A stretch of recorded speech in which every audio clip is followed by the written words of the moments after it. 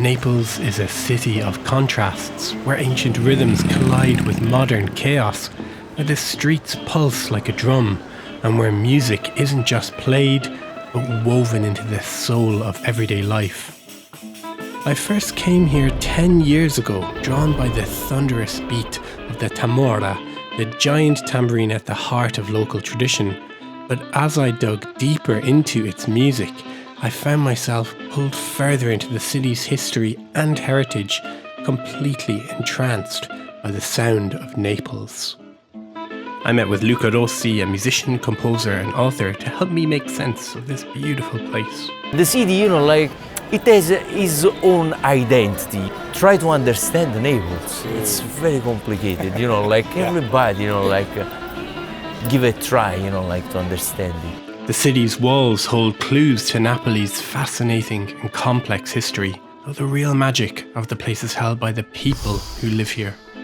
It's a city, I'll say to you, full of love, and love is just that, is yin and yang, it's black and white, it's like the mask of Pulcinella. We have to go and see Pulcinella, so he's sort of down this way on the right? Yeah. I follow you. For 400 years, Pulcinella has been a mascot for the city of Napoli.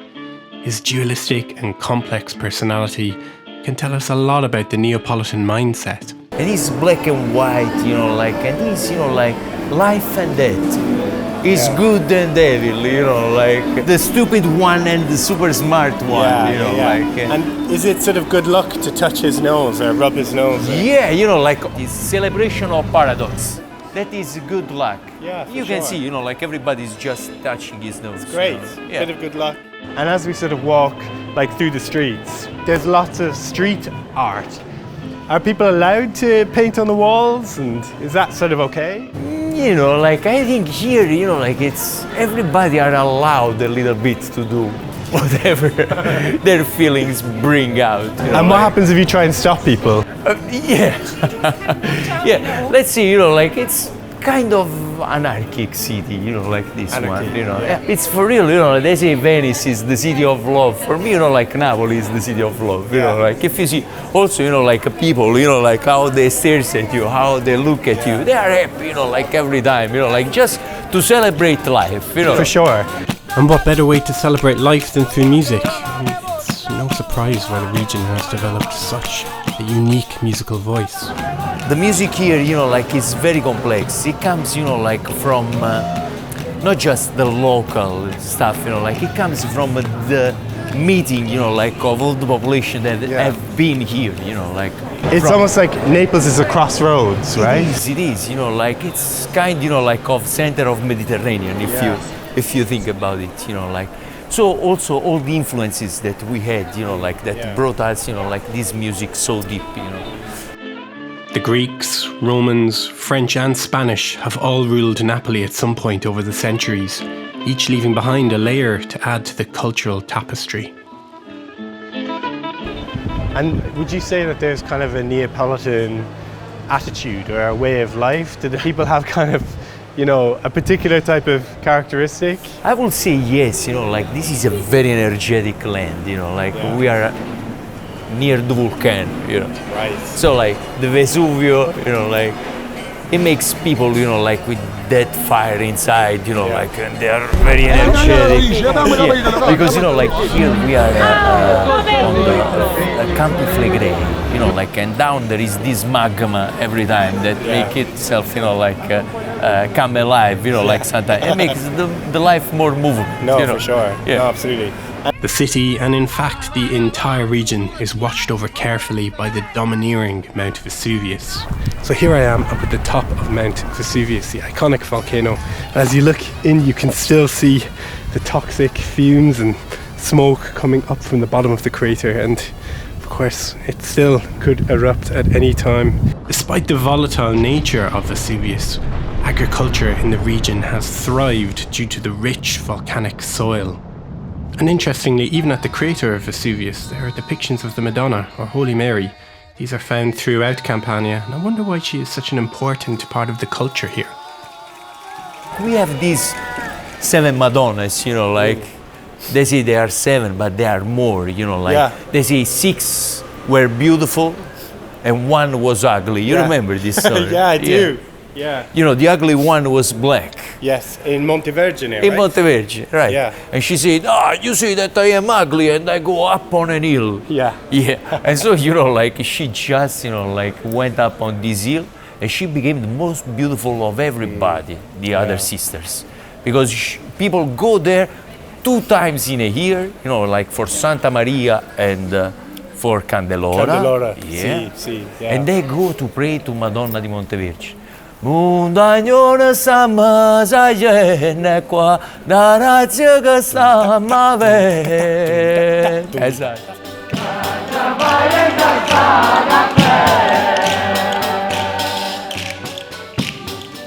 In part 2 of this docu-series, I'll take you to Montevergine, as I was lucky enough to attend the festival in February of 2022. People have worshipped the Madonna there since pre-Christian times, and I wonder why she's become such an enduring character in the story of this region. That is the mom, you know, like symbolic, you know, like it's a mom, you know, like Madonna, it's a mom. And everybody, you know, like are son, daughters of a mom. Yeah. Everybody of us, you know, like we come from there, you know, like so she just accepts the human being, you know, like as it is, you know. Everyone is welcome. Everyone. And it's at these festivals which worship the Madonna that are also based around the agricultural calendar, where the music and drumming unique to this area has been cultivated for centuries.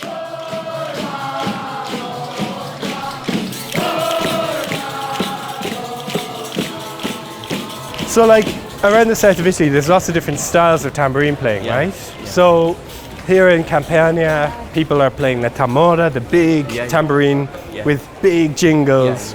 But it's not always that drum, right? It's different in the different parts of the south of Italy. Yeah, you know, like in Italy we have mostly, you know, like this difference between tammorra and tamburello, you know. So like the tammorra is the big frame drum, you know, like with big jingles, as you said, you know, like, and then there is the tambourine with the little jingles. Yeah. And you know, like actually in Campania, they play tammorra. Yeah. And the tamorra is a hugely important part of these festivities, not least because it accompanies the tamorriata, Campania's very own traditional dance. You see, the tamburriata is dance 2. Yeah. You know, like it's 2 beats, 2 people. They have castanets, you know, like it's male and female, you know, like it's every time, you know, like both the sun and the moon. You know, like it's this duality every time. That's quite a, you know, a broad stroke, but that's quite a pagan, the sun and the moon, both sides, male, female. It's these pagan elements to the festivals that we often see through the agricultural aspect, which can sometimes create friction with the Catholic Church. Perché questo è assembramento, io vi faccio cantare tutto quello che volete voi, però questo è assembramento. It's interesting because, you know, these festivals sort of fit side by side, part of, with the church. Yeah. And there is an interesting relationship between the two.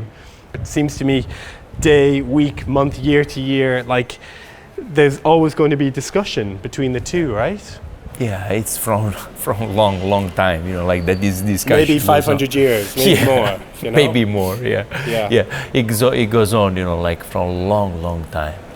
And I think, you know, like this is already, you know, like a peaceful convivence, you know, like, because have you seen, you know, like people just go in the church with their tamorras in the hand, they sing for it, and they all pray. That is a way to pray, you know, like, is it the Christian one, is it the Muslim one, is it the Jewish one? That is a way of praying. Universal.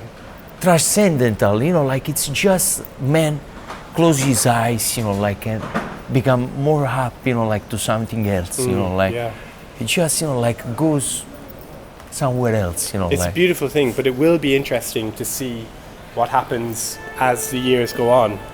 Yeah, I guess, you know, that's just part of the tradition. Right. There's always lots of opinions and lots of discussion, but you know what? I like that. I think it's good that people care. If people didn't care, there would be no discussion. Yeah, exactly. You know? Tradition, yeah, as you see, it's just tradere, it's walking, you know, like Yeah. it's going on, you know, Yeah. as we are doing now.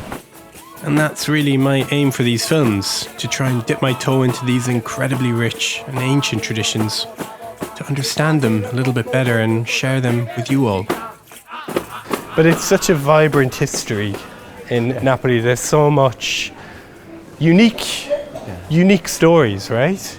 And It's everyone very has intense. stories, you know? It's very intense. It's very intense. Yeah. Intense. Like the coffee. Yeah. Yeah. Exactly. Yeah. Let's have a little coffee down here. Okay. 1, 2, 3. Still going. Coffee. Oh my god. Oh yeah, you will So feel good. so powerful. Oh my god. My drumming is going to be so fast. Like, Michele Tofi, I'm going to do you. Oh wow. How you feel, Michelle? How you feel? Though it isn't just the rhythms of the tamorra out on the streets of Napoli today.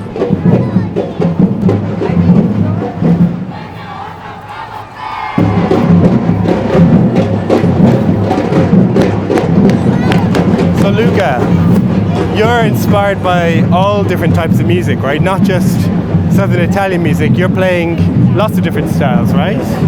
So like Yes. South American music, North African music, you know? Talk to me a little bit about, you know, what inspires you from the percussion point of view. Yeah, to see it. I was very inspired, you know, like by every time rhythms from Mediterranean area, you know, like so everything that comes from North Africa that is very close to here, you know. You know, like rhythm for darbuka, for Rick, then you know, like Iran, you know, like I love the Iran culture also. So Iranian popular rhythms, you know, like from for daf, you know, like and stuff like that. So. And the techniques as well, you know, Yeah, the fingers techniques and... as well. Yeah. And they tried, you know, like to bring the flower of it, you know, like also on the tambourine, you know, like the flower, you know, like just the remembering of it. Yeah.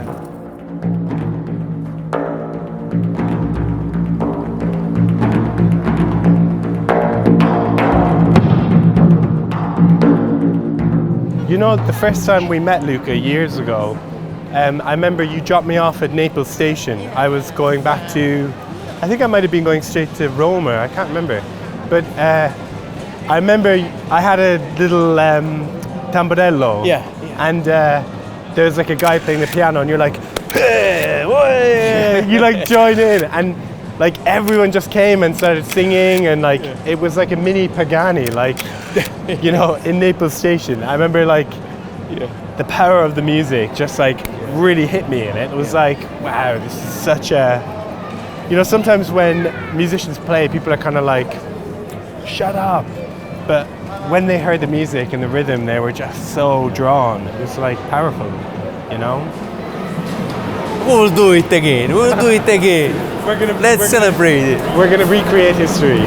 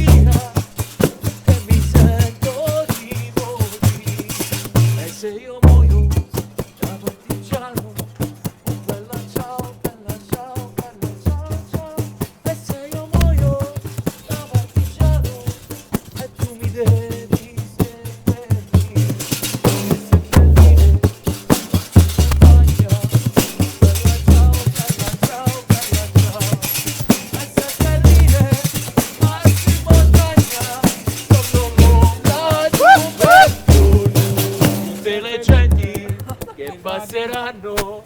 Oh bella ciao, bella ciao, bella ciao, ciao, ciao, tutte le genti che passeranno e mi diranno che bel fiore. E questo è il fiore del partigiano. Oh bella ciao, bella ciao, bella ciao, ciao, ciao, questo è il fiore del partigiano morto per la libertà. Yep, great man. Bellissimo Luca, wow.